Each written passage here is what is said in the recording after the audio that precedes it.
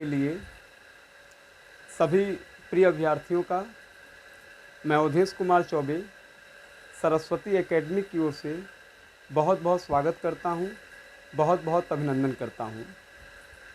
प्रिय अभ्यर्थियों, जैसा कि आप सभी को मालूम है कि 19 सितंबर को जीआईसी प्रवक्ता वर्ग की परीक्षा है और इसी कड़ी में 18 सितंबर तक संस्था का यह प्रयास है, संस्था के पूरे सहयोगी समूह का यह प्रयास है कि आप तक 30-30 प्रश्नों की श्रृंखला को पहुंचाया जाए, यानी 30-30 मिनट के वीडियो को आप तक पहुंचाया जाए, जिसमें हिंदी साहित्य के इतिहास के प्रश्न होंगे, जिसमें आपके साहित्य के साथ साथ संस्कृत के प्रश्न होंगे, साथ ही साथ आपके काव्यशास्त्र के प्रश्न होंगे। यानी कि जो भी परीक्षाओं में प्रश्न पूछे जाते हैं जीआईसी के, वह सभी प्रश्न इसके अंतर्गत सम्मिलित होंगे। तो ज़्यादा समय न लेते हुए सभी विद्यार्थियों का एक बार पुनः सरस्वती एकेडमी की ओर से मैं बहुत स्वागत करता हूं, बहुत अभिनंदन करता हूं। ठीक है, चलिए तो पहले प्रश्न की ओर बात करते हैं। मैंने फिर कहा कि 26 तारीख से लेकर 18 सितंबर तक, 19 सितंबर को आपकी परीक्षा है ये जीआईसी की। मुझे पूरा विश्वास है कि अगर आप यह पूरा वीडियो देखें तो निश्चित रूप से परीक्षा में आप लाभान्वित होंगे, क्योंकि हमारी पूरी की पूरी सहयोगी टीम ने ऐसा विश्वास भी जताया है और जितना अनुसंधान किया है किताबों से, अन्य स्रोत के माध्यम से, तो हम लोगों का यह प्रयास रहा है कि आप तक एंथेटिक प्रामाणिक विषय वस्तु भी पहुंचनी चाहिए। तो बिना विलंब किए सीधे प्रश्नों की ओर हम आगे बढ़ते हैं। ठीक है, पहला प्रश्न हमारा है कि कौन सा छंद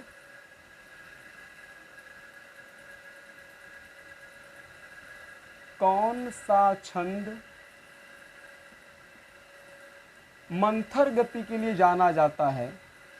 मंथर गति के लिए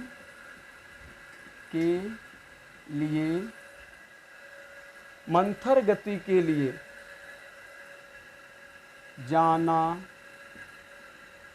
जाता है। ठीक है, पहला ही प्रश्न है कि कौन सा छंद मंथर गति के लिए जाना जाता है। ठीक है, तो कौन सा छंद होगा? मंदाक्रांता। मंदाक्रांता।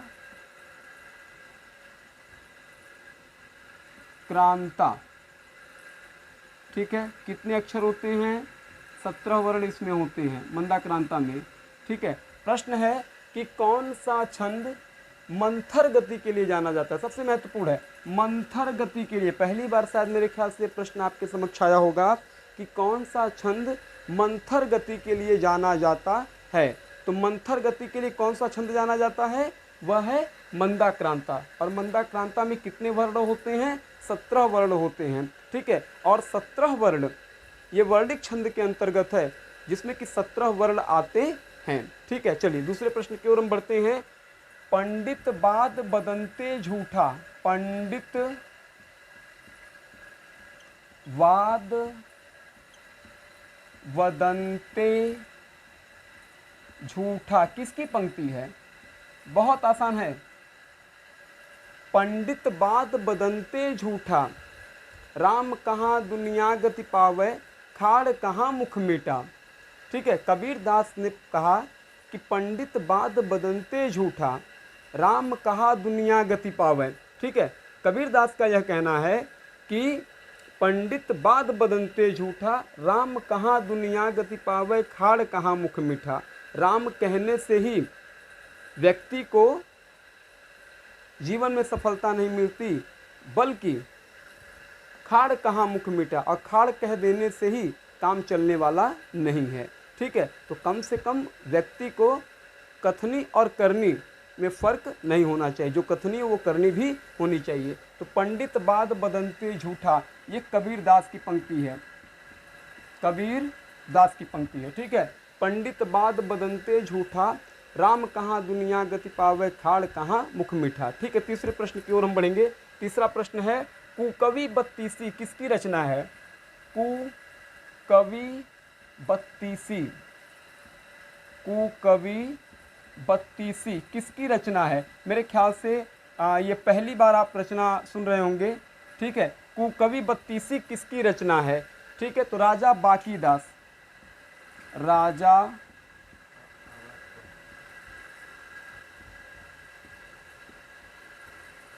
बाकीदास, ठीक है। कुकवि बत्तीसी किसकी रचना है, कुकवि बत्तीसी राजा बाकीदास की रचना है, ठीक है। चलिए, आपको मालूम होगा कि टीजीटी में 2021 में अभी कुछ ही दिनों पहले प्रश्न पूछा गया था और कुछ नए नए प्रश्न थे, ठीक है। जैसे पद्मावत का बांग्ला में अनुवाद किसने किया। तो जब प्रश्न हमारे समक्ष आते हैं तो वो प्रश्न महत्वपूर्ण हो जाते हैं, तो क्यों न उस दिशा में पहले से ही हमारी तैयारी होनी चाहिए, ठीक है। तो कुकवि बत्तीसी राजा बाकीदास की रचना है। चौथे प्रश्न की ओर हम चलेंगे।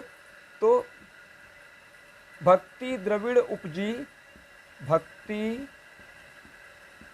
द्रविड़ उपजी लाए रामानंद किसकी पंक्ति है, लाए रामानंद किसकी पंक्ति है, ठीक है। भक्ति द्रविड़ उपजी लाए रामानंद, इस पंक्ति के रचयिता कौन है, इस पंक्ति के रचयिता कबीरदास हैं, कबीरदास, ठीक है। आगे चले हम लोग।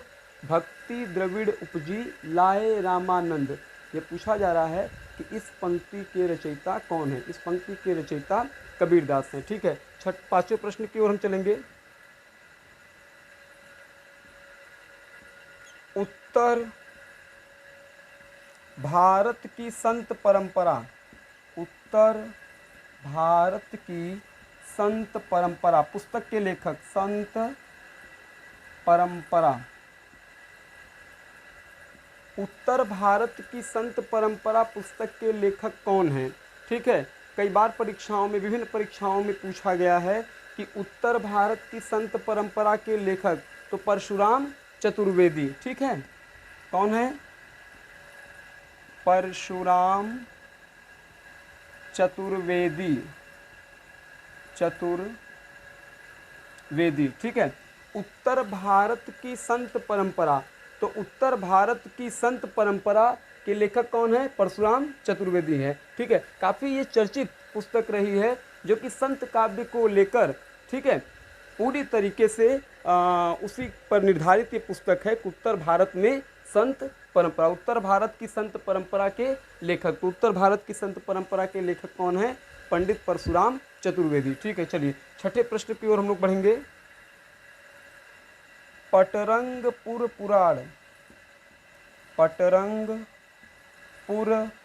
पुराण किसकी रचना है, काफ़ी ये चर्चित रचना रही है। पटरंगपुर पुराण, ठीक है, किसकी रचना है, तो पटरंगपुर पुराण किसकी रचना है, यह रचना है मृणाल पांडे की, महिला उपन्यासकार हैं मृणाल पांडे, महिला उपन्यासकार हैं, ठीक है। पटरंगपुर पुराण ये एक पुस्तक का नाम है और यह किसका है, यह मृणाल पांडे की रचना है, ठीक है। चर्चित उपन्यास इनका रहा है पटरंगपुर पुराण, ठीक। चलिए आगे चलते हैं हम लोग। सातवां प्रश्न, टप्पर गाड़ी, टप्पड़ गाड़ी किसकी रचना है, टप्पड़ गाड़ी किसकी रचना है, तो काफ़ी चर्चित रचना रही है। टप्पर गाड़ी किसका है, नरेंद्र कोहली, नरेंद्र कोहली, नरेंद्र कोहली, ठीक है। टप्पड़ गाड़ी काफ़ी चर्चित रचना रही है ये इनकी, ठीक है। यह नरेंद्र कोहली की रचना है, ठीक है। नोट करते रहिए आप लोग, क्योंकि सबसे महत्वपूर्ण प्रश्न है। पटरंगपुर पुराण हो, मृणाल पांडे की रचना है, टप्पड़ गाड़ी हो, ठीक है। नरेंद्र कोहली तो नहीं, मेरे ख्याल द्रोणवीर कोहली होंगे, ठीक है, द्रोणवीर कोहली। चलिए, नरेंद्र कोहली नहीं, द्रोणवीर कोहली, ठीक है।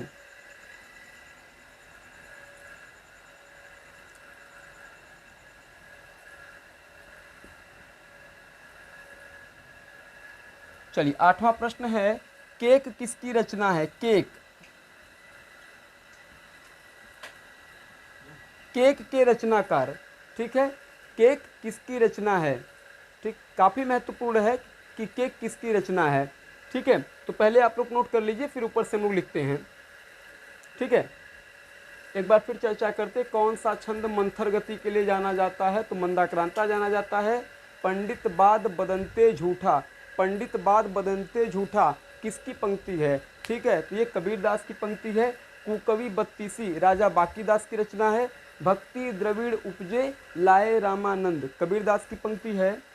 उत्तर भारत की संत परंपरा परशुराम चतुर्वेदी की रचना है। पटरंगपुर पुराण चर्चित उपन्यास है मृणाल पांडे का है। टप्पड़ गाड़ी द्रोणवीर कोहली की रचना है, ठीक है। चलिए आगे हम लोग बढ़ते हैं, मेरे ख्याल से आप लोग नोट कर चुके होंगे।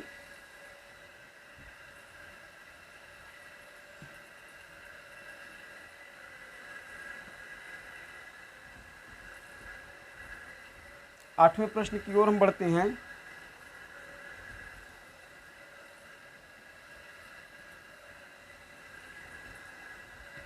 आठवां प्रश्न,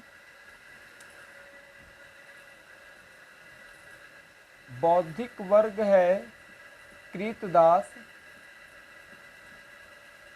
बौद्धिक वर्ग है कृतदास किराए के विचारों का उद्भास, किराए के विचारों का उद्भास, विचारों का उद्भास, ठीक है। यहाँ पे क्या कहा जा रहा है कि बौद्धिक वर्ग है कृतदास किराए के विचारों का उद्भास, ये गजानन माधव मुक्तिबोध की पंक्ति है, ठीक है। उन्होंने ये कहा, गजानन माधव मुक्तिबोध ने, कि मुख्य रूप से जो एक बौद्धिक वर्ग है, जो चिंतक वर्ग है, वह चिंतक वर्ग कहीं न कहीं कृतदास बंधक के तौर पे बना हुआ है और यह विचार अब उसके नहीं रह गए हैं, इस विचार पर किसी और का शासन हो गया है, ठीक है। जब आप अंधेरे में इनकी कविता पढ़ेंगे जो 1964 में कल्पना पत्रिका में निकली थी, तो उन्होंने कहीं न कहीं उस समय की सामायिक स्थिति का विवेचन किया है और जो त्रासदी भयावह है, क्योंकि फैंटेसी में लिखी हुई यह कविता है, उस पर इन्होंने अपनी बातों को स्थान दिया है, ठीक है। तो यहाँ पर क्या कहा, यहाँ पर कहा कि बौद्धिक वर्ग है कृतदास, बौद्धिक वर्ग पूरी तरह से कृतदास है, ठीक है। यह विचार अब उसके नहीं रह गए हैं, यह विचार अब धीरे धीरे खरीद लिए गए हैं, ठीक है। चलिए, तो किसकी रचना है, मुक्ति बोध। भूरी भूरी खाक धूल चांद का मुंह टेढ़ा है, काफ़ी चर्चित इनकी रचना रही है, ठीक है। भूरी भूरी खाक धूल चांद का मुंह टेढ़ा है। आगे 9वां प्रश्न, गिरता जटायु किसकी रचना है, गिरता जटायु किसकी रचना है, गिरता जटायु के रचनाकार दिनेश पालीवाल, दिनेश पालीवाल, पालीवाल, ठीक है। गिरता जटायु काफ़ी चर्चित रचना रही है। 10वां प्रश्न, निंदिया लागी किसकी रचना है, कहानी रही है, निंदिया लागी, तो निंदिया लागी किसकी कहानी है, काफ़ी चर्चित कहानी है, ठीक है। कई बार इस प्रश्न को परीक्षा में पूछा जा चुका है। तो निंदिया लागी भगवती प्रसाद सिंह, भगवती प्रसाद सिंह, ठीक है। 11वां प्रश्न, निंदिया लागी काफ़ी चर्चित रचना है, ठीक है। निंदिया लागी भगवती प्रसाद सिंह की रचना है। आगे चलेंगे, पेट में दाढ़ी होना, पेट में दाढ़ी होना, इस मुहावरे का अर्थ क्या होगा, ठीक है। आपने सुना होगा गांव में लोगों के मुख से कि पेट में दाढ़ी होना, इसके पेट में ही दाढ़ी है, लोग कहते हैं कि नहीं कहते हैं, इसके पेट में ही दाढ़ी है। तो पूछा जा रहा है इस मुहावरे का अर्थ क्या होगा, ठीक है। तो इस मुहावरे का अर्थ क्या होगा, अल्प अवस्था में अनुभवी होना, अर्थ होगा अल्प अवस्था में अनुभवी होना, अनुभवी होना, ठीक है। पेट में दाढ़ी होना यानी अल्प अवस्था में ही अनुभवी हो जाना। ठीक है, कई बार आपने देखा होगा या फिर समाचार पत्रों के माध्यम से आपने पढ़ा होगा कि 13 साल की 14 वर्ष की बालिका या बालक, ठीक है, फला परीक्षा को पास कर लिए, उत्तीर्ण कर लिए। आपने कई बार ऐसा समाचार पत्रों में पढ़ा होगा। तो पेट में दाढ़ी होना यानी कि कम उम्र में, अल्प अवस्था में अनुभव का होना। ठीक है, चलिए आगे चलते हैं 12वें प्रश्न की ओर। सप्तर्षि किसका पर्यायवाची है? सप्तर्षि मेरे ख्याल से नया शब्द होगा आपके लिए। सप्तर्षि किसका पर्यायवाची है? आपको बताना है कि पर्यायवाची किसका है। ठीक है, सप्तर्षि किसका पर्यायवाची है? पर्यायवाची। ठीक है, अभी तक आप पढ़ते थे, अब देखिए नया प्रश्न है आपके लिए। सप्तर्षि अनल, दहन, पावक, हुतासन, वायु सखा, ठीक है, वही, ये सभी आप प्रश्न को पढ़ते थे प्रश्न के रूप में। लेकिन आज एक नया प्रश्न आया है। ठीक है, सप्तर्षि परीक्षा में पूछ दे तो उस दिन से महत्वपूर्ण हो जाएगा, और जब तक ना पूछे तब तक ये मन में धारणा बनी रहती है कि महत्वपूर्ण होगा कि नहीं होगा, पढ़े कि नहीं पढ़े। लेकिन कम से कम अगर परीक्षा में पूछ दे तो उस दिन से इस प्रश्न की डिमांड बढ़ जाएगी। ठीक है, और फिर हम लोग कहते हैं कि ये महत्वपूर्ण है, तो क्यों ना उसके पहले भी तैयारी कर लेनी चाहिए। तो किसका होगा? अग्नि। सप्तर्षि अग्नि का पर्यायवाची है। ठीक है, 13वें प्रश्न की ओर बढ़ते हम लोग। मैला आंचल का प्रकाशन वर्ष। मैला आंचल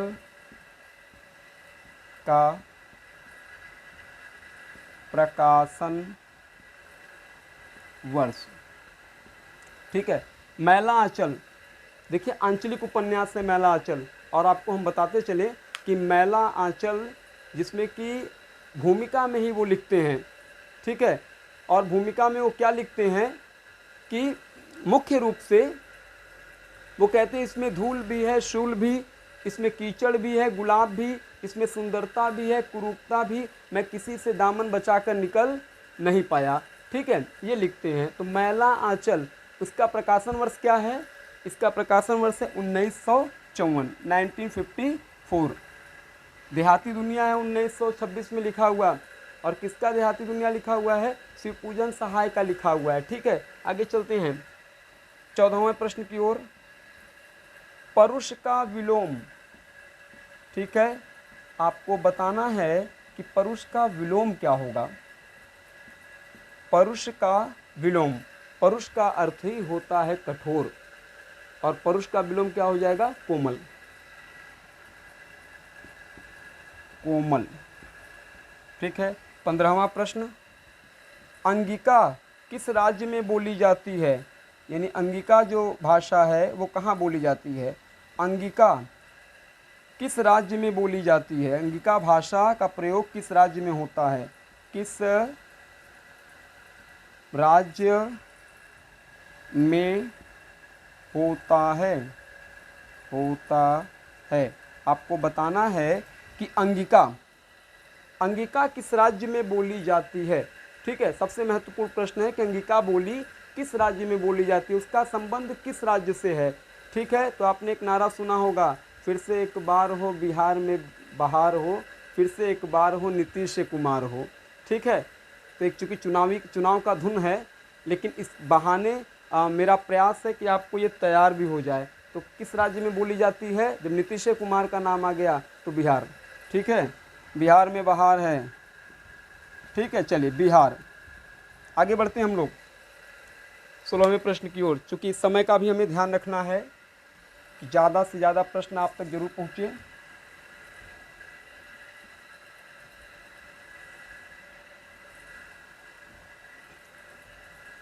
सोलहवां प्रश्न।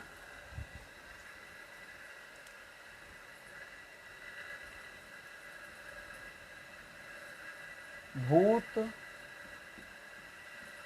भविष्य, वर्तमान। भूत, भविष्य, वर्तमान। देखिए यह प्रश्न सिर्फ इतना कहना चाह रहा है कि भूत, भविष्य, वर्तमान को जानने वाला, को जानने वाला। ठीक है, सीधे प्रश्न है कि जो व्यक्ति भूत को जानता हो बीता हुआ, जो व्यक्ति वर्तमान को जानता हो, चल रहा है। जो व्यक्ति भविष्य को जानता हो, आने वाला, उसे क्या कहते हैं? त्रिकालदर्शी। तीनों काल को जानता है ना, तो क्या हो जाएगा? त्रिकालदर्शी।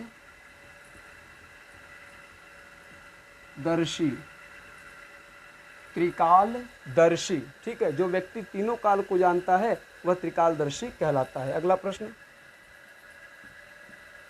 दीदा किसका पर्यायवाची है? दीदा बहुत आसान है। दीदा पर्यायवाची है।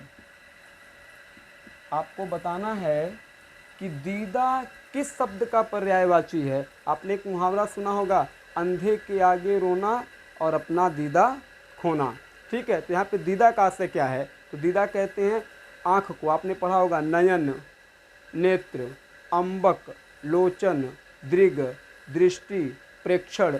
ठीक उसी संदर्भ में दीदा भी है। किसका पर्यायवाची है? नेत्र का। लोचन भी कहते हैं, नेत्र भी कहते हैं, नयन भी कहते हैं, सामान्य है। 18वां प्रश्न है, परेवा किसका पर्यायवाची है? परेवा, परेवा पर्यायवाची है, सामान्य है। परेवा किसका पर्यायवाची है? तो परेवा कबूतर का। कबूतर, ठीक है। परेवा किसका पर्यायवाची है? परेवा कबूतर का पर्यायवाची। 19वां प्रश्न, कबीर किस भाषा का शब्द है? कबीर किस भाषा का शब्द है? भाषा का शब्द है, ठीक है। पहली बात तो कबीर का अर्थ ही होता है श्रेष्ठ या महान। कबीर का अर्थ होता है श्रेष्ठ या महान, लेकिन प्रश्न यहाँ पर है कबीर किस भाषा का शब्द है? तो कबीर अरबी भाषा का शब्द है, ठीक है। कबीर किस भाषा का शब्द है? अरबी, अरबी, ठीक है। जिसका अर्थ ही क्या होता है? जिसका अर्थ होता है महान, ठीक है। अरबी भाषा का शब्द है कबीर, जिसका अर्थ महान होता है। आगे चले 20वें प्रश्न की ओर। ड और ढ किस प्रकार की ध्वनियां हैं? किस प्रकार की ध्वनियां हैं, ठीक है। ड और ढ किस प्रकार की ध्वनियां हैं? आपने पढ़ा होगा स्पर्श व्यंजन की संख्या कितनी है? स्पर्श व्यंजन की संख्या कितनी है? 25। तो क वर्ग, च वर्ग, ट वर्ग, त वर्ग, प वर्ग, ठीक है। तो ड और ढ किस प्रकार की ध्वनियां हैं? ड और ढ उत्क्षिप्त या द्विगुण। उत्क्षिप्त या द्विगुण, इनकी संख्या 2 ही मानी जाती है, लेकिन ट ठ ड ढ तो ये स्पर्श व्यंजन के अंतर्गत आएंगी। 21वां प्रश्न, तीव्र का विलोम। तीव्र का विलोम, आपको बताना है कि तीव्र का विलोम क्या होगा, ठीक है। तीव्र का अर्थ ही होता है तेज, और तीव्र का विलोम क्या होता है? मंद। मंद, मंद मतलब धीरे। 22वां प्रश्न, हिंदी दिवस सर्वप्रथम कहाँ मनाया गया? हिंदी दिवस सर्वप्रथम कहाँ मनाया गया? प्रथम कहाँ मनाया गया? कहाँ मनाया गया, ठीक है। प्रश्न है कि हिंदी दिवस सर्वप्रथम कहाँ मनाया गया? 10 जनवरी 1975 को, माफ कीजिएगा, विश्व हिंदी दिवस होना चाहिए, ठीक है। विश्व, ठीक है। चलिए, तो कभी कभी भूलें होती रहती हैं। किसी की पंक्ति है कि जिंदगी के तजुर्बात हो बोलते हैं एक साथ, जैसे तुम भी आदमी वैसे हम भी आदमी। तो कभी चीज़ें ऊपर नीचे हो जाती हैं। तो विश्व हिंदी दिवस सर्वप्रथम कहाँ मनाया गया? नागपुर में 10 जनवरी 1975 ईस्वी में, ठीक है। विश्व हिंदी दिवस नागपुर में मनाया गया, तो इसका हमें विशेष ख्याल रखना होगा, ठीक है। आगे चले हम लोग अगले प्रश्न की ओर। नागपुर, हमारी संस्था का यह प्रयास होगा कि ज़्यादा से ज़्यादा आपको प्रश्न दिए जाएं, ठीक है। चलिए आगे चलते हैं हम लोग।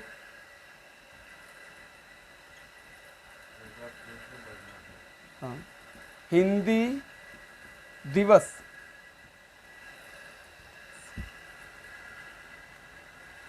संविधान में क्या स्थिति है? संविधान में क्या स्थिति है?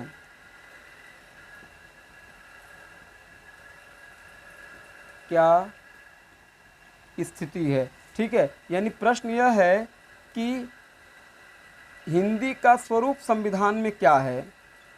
बहुत सामान्य है, पूछा जा रहा है कि हिंदी का स्वरूप संविधान में क्या है, यानी कि हमारे यहाँ हिंदी को किस श्रेणी के अंतर्गत रखा गया है। राजभाषा है, राष्ट्रभाषा है, संपर्क भाषा है। ठीक है, तो हमारे यहाँ राजभाषा हिंदी मानी जाती है। तो उत्तर क्या हो जाएगा? राजभाषा। कई बार यह प्रश्न परीक्षा में नुकसान कर देता है। अभी भी ज़्यादातर अभ्यर्थी ऐसे हैं जो ये मानते हैं कि हिंदी राष्ट्रभाषा है, जबकि हिंदी राष्ट्रभाषा नहीं है। राष्ट्रभाषा वहाँ होती है जिस देश में भाषा एक ही बोली जाती है, लेकिन हमारे यहाँ भाषा के आधार पर राजनीति चलती है। ठीक है, तो राजभाषा की संज्ञा हमारे यहाँ दी जाती है। अगले प्रश्न की ओर चलें।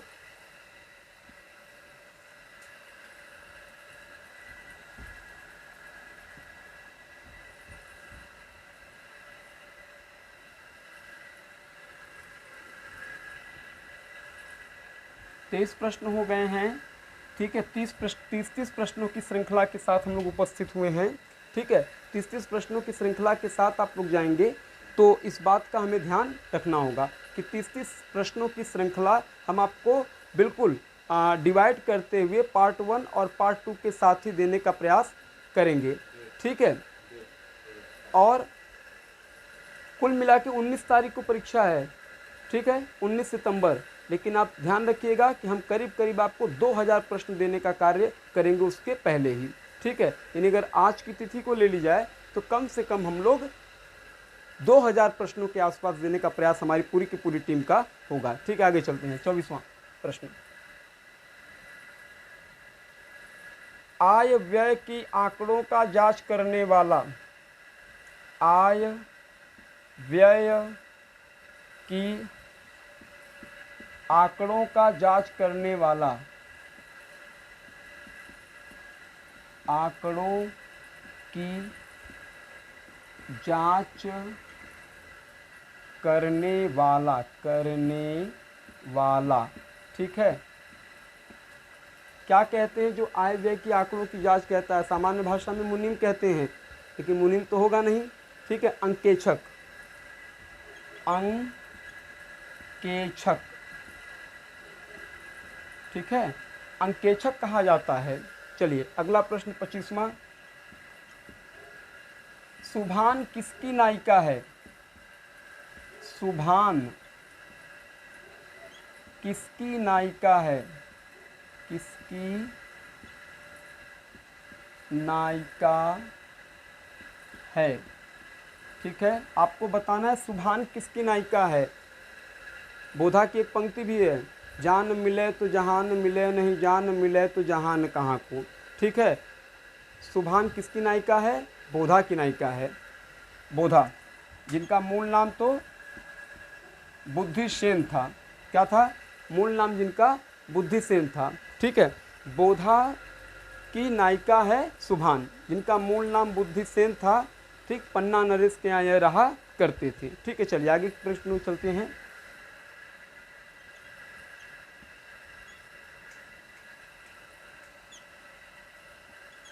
धूमिल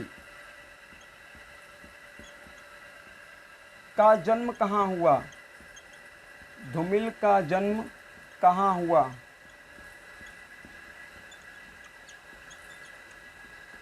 प्रश्न पूछा जा रहा है धूमिल का जन्म कहाँ हुआ।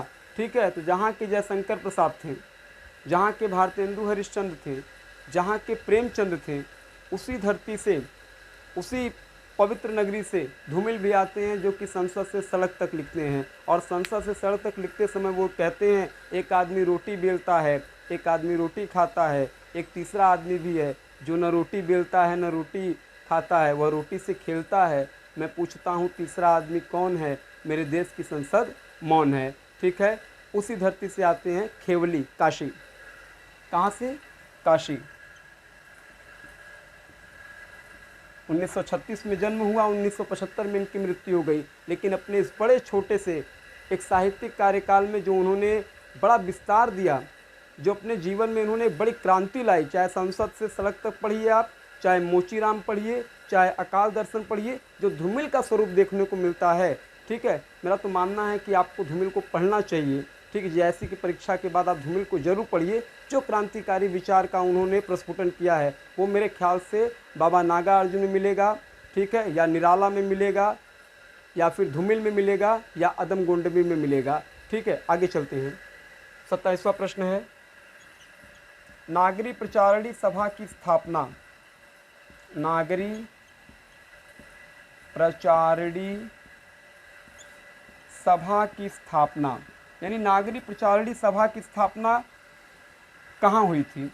हुई तो काशी में थी, लेकिन कब हुई थी प्रश्न यह है। तो मैंने फिर कहा कि जहाँ के धूमिल हैं वही नागरी प्रचारणी सभा है, लेकिन प्रश्न है कि कब हुई थी। ठीक है, तो 1893 ईस्वी। 1893 ईस्वी।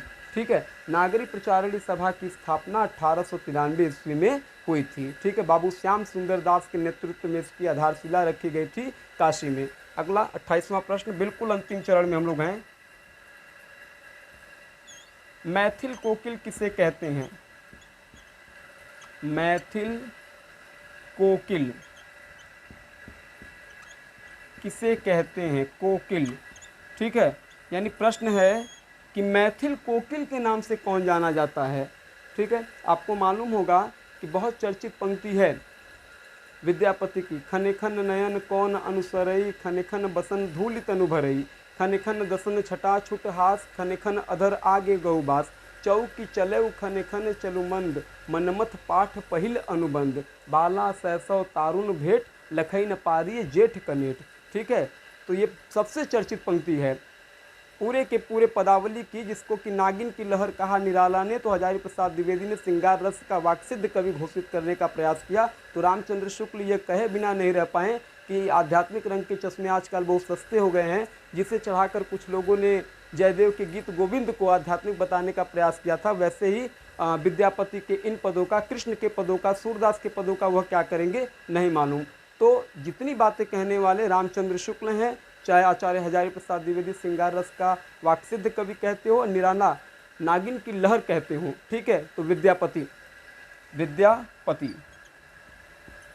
मैथिल कोकिल कहा जाता है इनको। कीर्तिलता, कीर्ति पताका, पुरुष परीक्षा, भू परिक्रमा जैसी चर्चित रचनाओं का श्रेय इन्हीं को है। अगला प्रश्न 29वां, बर्फ की गुड़िया किसकी रचना है?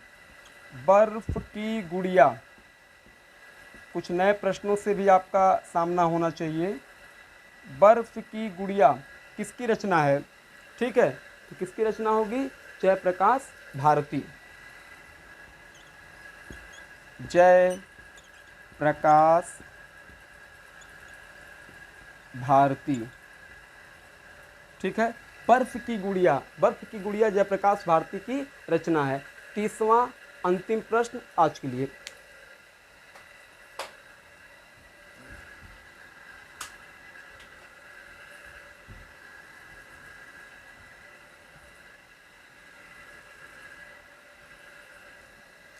अंतिम प्रश्न है, 30वां प्रश्न है। ठीक है, उसको लिखिए और इन प्रश्नों को पढ़िएगा जरूर, क्योंकि बहुत ही कह सकते हैं अध्ययन से, बहुत अन्वेषण से और पूरी की पूरी टीम के सहयोग ने इस प्रश्न पत्र को तैयार किया है। मेरा अंदाज़ा है कि जो 2000 प्रश्न आपको मिलने वाले हैं वो पूरी की पूरी परीक्षा में एक बदलाव जरूर लाएंगे, ऐसा हमारा पूरा विश्वास है, ऐसी हमारी पूरी सोच है। ठीक है, 30वां प्रश्न लिखिएगा, पत्थर गली किसकी रचना है? पत्थर गली किसकी रचना है? किसकी रचना है? कहानी संग्रह रहा है पत्थर गली किसकी रचना है? काफ़ी चर्चित रहा है। पत्थर गली के रचनाकार का महिला लेखिका हैं। ठीक है, और इन्होंने लिखा 7 नदियाँ एक समुंदर, जीरो रोड, अक्षयवट, बहिश्ते जहरा। ठीक है, ये इनकी चर्चित रचनाओं का क्रम रहा है। बहिश्ते जहरा हो, जीरो रोड हो, 7 नदियाँ एक समुंदर हो, शामी कागज हो, पत्थर गली हो, तो किसका है? नासिरा शर्मा। नासिरा शर्मा।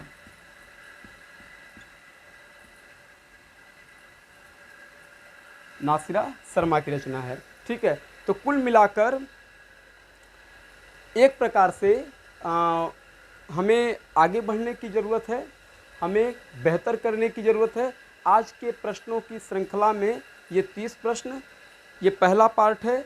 दूसरा पार्ट हम अगले दिन लेकर आपके समक्ष आएंगे। लेकिन 30 प्रश्नों की जो श्रृंखला है, हमारा पूरा विश्वास है कि 18 सितंबर तक ये पूरी तरीके से जीआईसी परीक्षा में आपको सहयोग देगी। ऐसा हमारी एकेडमी का पूरा विश्वास है, भरोसा है। इस भरोसे के साथ हम आपसे कहेंगे कि पूरे के पूरे वीडियो को आप देखने का प्रयास करिएगा। ठीक है, और आपको उत्साहित होने की आवश्यकता है, आपको निराश होने की आवश्यकता नहीं है। दिनकर जी की एक बहुत शानदार पंक्ति है, रश्मिरथी का जिक्र करते हैं तो लगता है कि पंक्ति को पढ़ते चले जाएं। ठीक है, लेकिन समय इजाज़त नहीं देता। ठीक है, बहुत ज़्यादा, लेकिन फिर भी दिनकर जी की पंक्ति तो याद हमें आती है कि मानो जब जोर लगाता है पत्थर पानी बन जाता है। ठीक है कौन विघ्न ऐसा जग में जो टिक सके न नर के मग में। ठीक है, थमठोक ठेलता है जब नर पर्वत के जाते पांव उखड़, मानो जब जोर लगाता है पत्थर पानी बन जाता है, जो बत्ती नहीं जलाता है वह रोशनी कब पाता है। यानी कि अगर आपको रोशनी चाहिए तो निश्चित रूप से आपको अपने अंदर एक परिवर्तन करना पड़ेगा, अपने अंदर एक बेहतर कार्य करना पड़ेगा। इसी सोच के साथ, इसी उम्मीद के साथ मैं आप सभी से आह्वान करता हूं, आप ज़रूर वीडियो को देखें। आप निश्चित रूप से सफल होंगे इस दिशा में। जो आपका स्नेह मिल रहा है, जो आपका प्रयास मिल रहा है, प्रयास हो रहा है, और जो आपका स्नेह हमारे चैनल को मिल रहा है, इसके लिए भी हम हृदय से आभारी हैं। हृदय से आपका हम धन्यवाद ज्ञापन करते हैं। ठीक है, आज के लिए इतना ही। बहुत बहुत धन्यवाद।